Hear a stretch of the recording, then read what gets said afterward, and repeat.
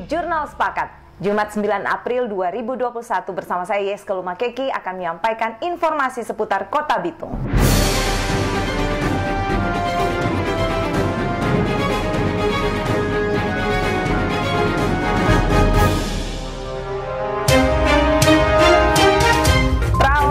Program Bitung Terang untuk menerangi Kota Bitung dilaksanakan di Manembo-Nembo 6 April 2021 oleh Wali Kota dan Wakil Wali Kota Bitung. Program ini ditargetkan akan memasang 1.000 lampu di tahun 2021 dan 1.000 lampu di tahun 2022. Sebagian besar lampu Kota Bitung menggunakan lampu Saunti dengan 250 watt dan berwarna kuning. Program Bitung Terang ini menggunakan lampu 40 watt dan lampu yang akan dipasang adalah lampu LED berwarna putih, sehingga Kota Bitung lebih terang. Kepala Dinas Perkim Henry Sakul juga menyampaikan program Bitung Terang adalah pergantian dan program pasang baru. Wali Kota Maurits Mantiri menyampaikan bahwa penerangan untuk Kota Bitung sangat penting, sehingga pengerjaan Bitung Terang perlu dan harus langsung dikerjakan.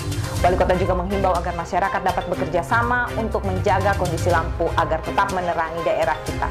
Sebelum ada lampu ini, orang keluar juga takut, tapi sedang keluar ada lampu ini, lansia pun berjalan malang-malang senyanda takut.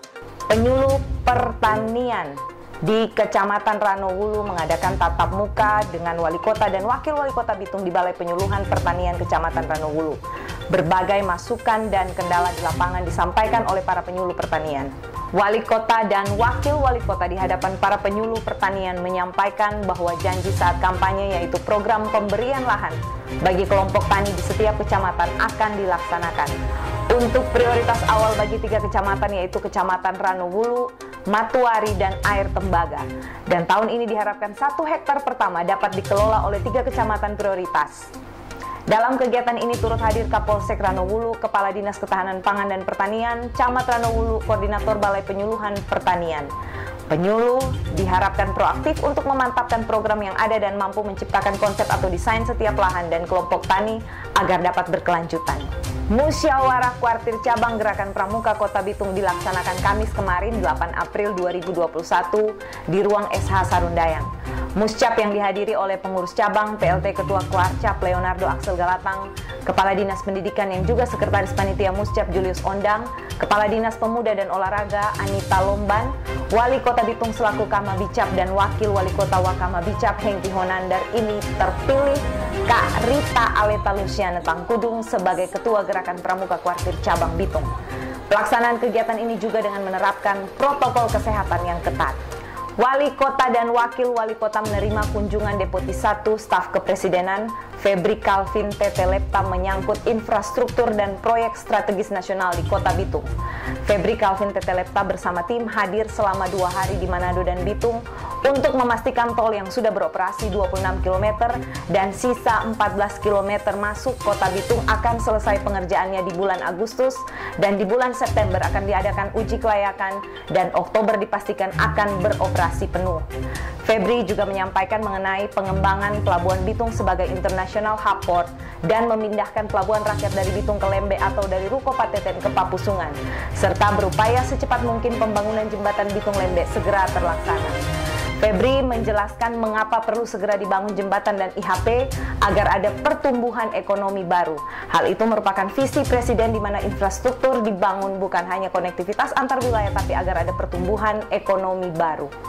Febri Calvin Tete Lepta dan tim yang terdiri dari Alan Koropitan dan Helson Siagian menyampaikan bahwa tanggal 29 April nantinya akan ada pertemuan yang membahas mengenai perikanan, di mana saat ini pemerintah tengah berupaya dan bersinergi untuk mengembalikan kejayaan sektor perikanan di Kota Bitung dan menjadikan Bitung sebagai sentra perikanan nasional.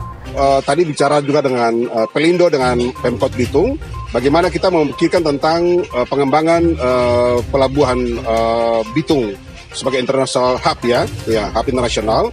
Yang pertama adalah kita akan memindahkan pelabuhan rakyat dari Bitung ke Lembe dan kita berupaya secepat mungkin supaya jembatan dari Lembe ke Bitung itu bisa terkoneksi gitu.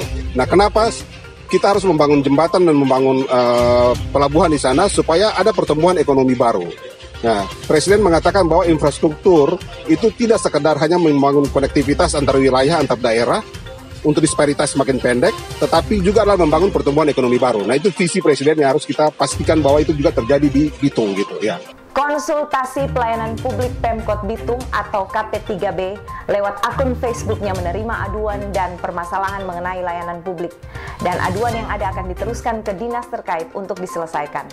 Dan dalam seminggu ini beberapa aduan masyarakat telah ditangani oleh dinas-dinas terkait seperti jalan tergenang, berlubang, permajaan pohon, dan lain-lain. Tagar helm kuning menjadi trending, bahkan memiliki fanpage sendiri untuk menerima aduan dan permasalahan menyangkut jalan di Kota Bitung.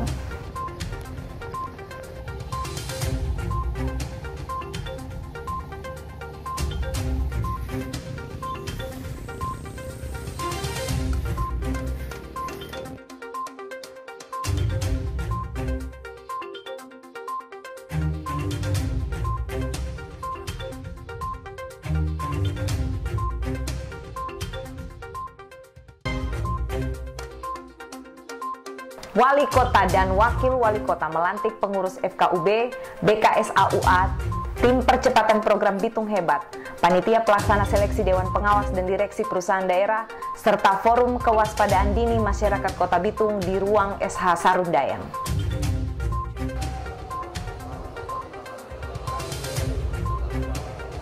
Salah satu UMKM di Kota Bitung hadir dengan produk makanan roti gulung Abon Cakalang.